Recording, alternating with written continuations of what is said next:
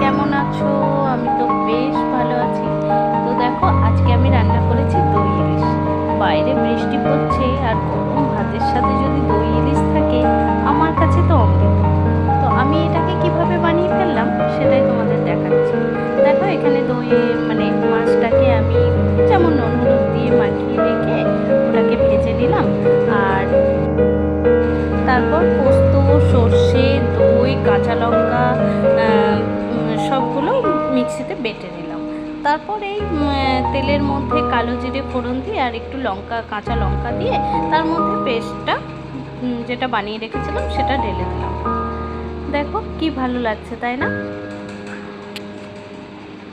এবারে ঝোলটা ফুটতে থাকলো।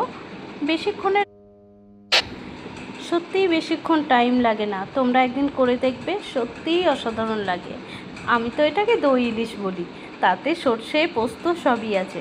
তো তোমরা এটাকে কি বলো সেটা তোমরা কমেন্ট করে